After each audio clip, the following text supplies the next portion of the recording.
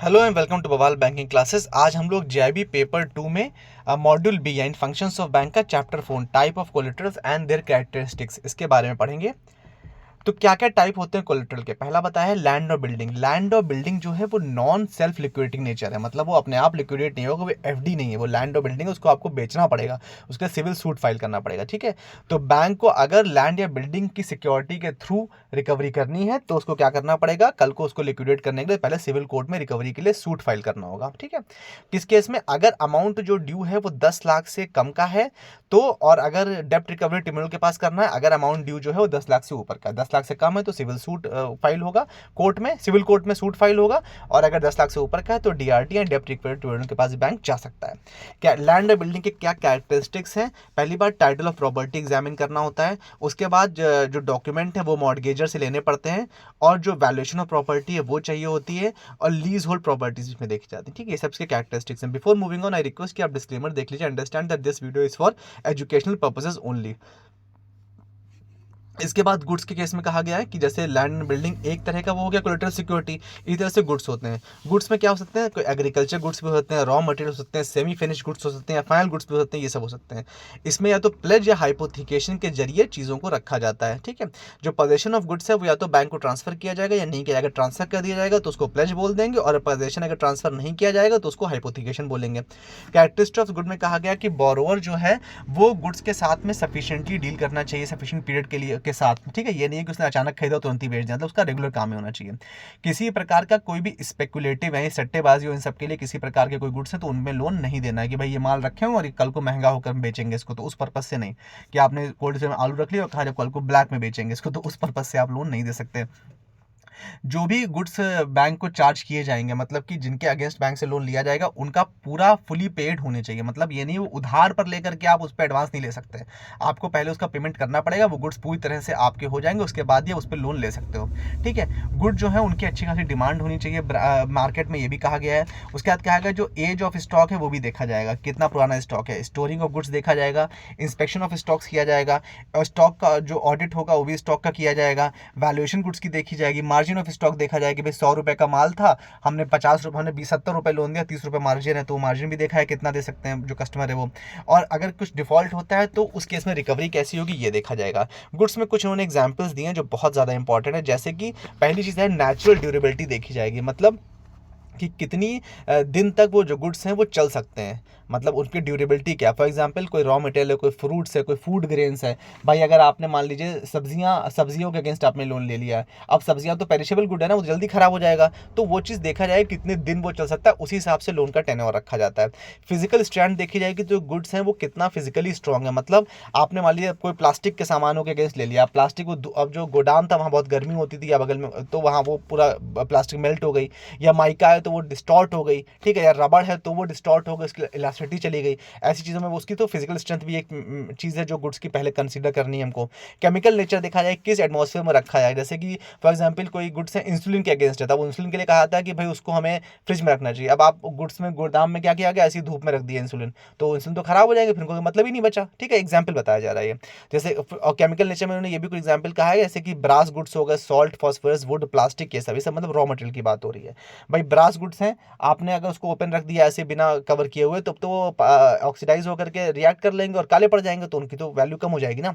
Utility products के लिए कहा जाए कि लॉन्ग जो फिजिकल अपीयरेंस और केमिकल कंपोजिशन को लॉन्ग स्टोरेज कैसे करना है, जैसे कि मेडिसिन हो गया, सब इंसुलिन वाला एग्जाम्पल था, फ्रूट जैम्स हो गया, सन लोशंस हो गया, इन सब के लिए कहा था ना कोल्ड एटमॉस्फेयर में रखना, ये सब चीज़ें।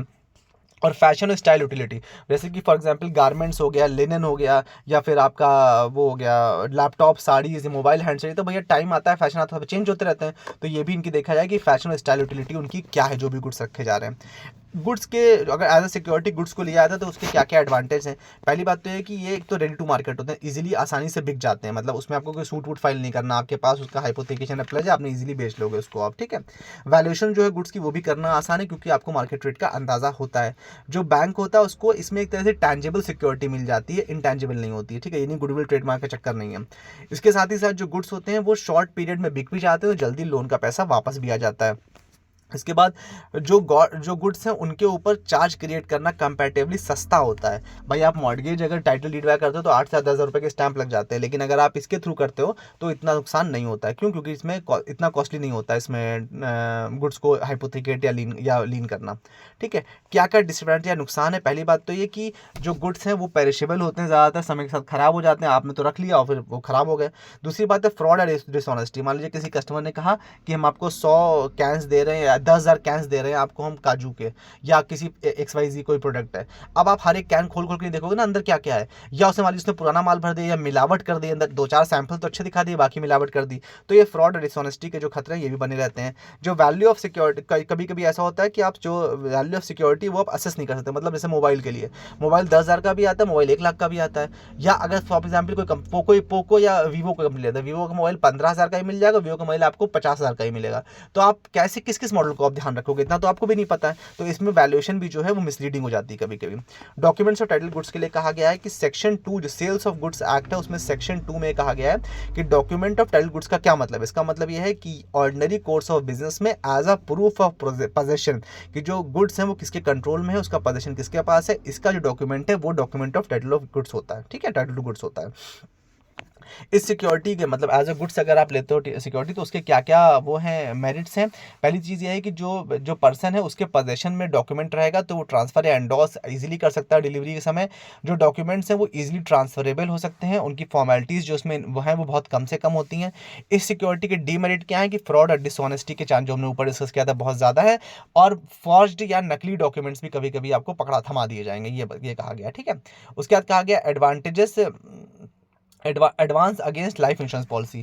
LIC के अगेंस्ट भी मतलब लाइफ इंश्योरेंस जो पॉलिसीज़ हैं उसके अगेंस्ट भी आपको लोन मिल सकता है, बशर्ते जो आपकी पॉलिसी है वो इन्फोर्स होनी चाहिए और उसकी प्रीमियम अप टू डेट होनी चाहिए, मतलब टिल डेट पेड होनी चाहिए। जो लेटेस्ट प्रीमियम है वो भी पेड होनी चाहिए, उसकी रिसीट इसमें कंपलसरी है। पॉलिसी ओरिजिनल होनी चाहिए, स्टैम्प होना चाहिए और उस पर इशूइंग अथॉरिटी की साइन होना चाहिए, तभी उसके अगेंस्ट लोन होगा। पॉलिसी किसी प्रकार के रेस्ट्रिक्टिव या ऑनरस क्लॉसेस से अलग होनी चाहिए। जो इंश्योरेंस कंपनी है उसमें उसकी एज श्योर मतलब वो होनी चाहिए, एडमिट होनी चाहिए। ठीक है, कि कितनी है पॉलिसी की एज। जो फॉलोइंग पॉलिसीज हैं जो कि एक्सेप्ट नहीं होती हैं, कौन कौन सी? चिल्ड्रन एंडाउमेंट पॉलिसी के अगेंस्ट लोन नहीं हो सकता। अगर किसी स्पेसिफिक पर्पस या स्टेट ड्यूटी आगे के लिए लोन के लिए पॉलिसी लेगी तो उसके अगेंस्ट लोन नहीं हो सकता। चिल्ड्रन डिफर्ड पॉलिसी यानी कि जो इंस्टॉलमेंट बेसिस पॉलिसी है उसमें नहीं हो सकता। और ऐसी पॉलिसीज जिसका nomination section 6 of married women property act में है, मतलब मैरिड वुमेन प्रॉपर्टी एक्ट के सेक्शन 6 के अकॉर्डिंग अगर किसी में नॉमिनेशन रखा है किसी पॉलिसी में तो वो भी नहीं हो सकता। ठीक है, क्या क्या एडवांटेज है पॉलिसी के अगेंस्ट लोन लेने के कि बैंकर को कितना भी डाउट नहीं होगा, क्योंकि पॉलिसीज में भाई आप इजीली वैल्यू आप देख रहे हो ना कितनी है, कहाँ से इशू, आप इजीली भरोसा कर लोगे उस पर। जो असाइनमेंट पॉलिसी का करना होगा बैंक के फेवर में वही बहुत सिंपल है और बहुत सस्ता प्रोसेस है, बहुत आसानी से हो जाता है डिपार्टमेंट के थ्रू। जिसमें जितना लंबा ड्यूरेशन होगा पॉलिसी का उतनी अच्छी उसकी सरेंडर वैल्यू होगी, तो ये भी बैंक को एडवांटेज है।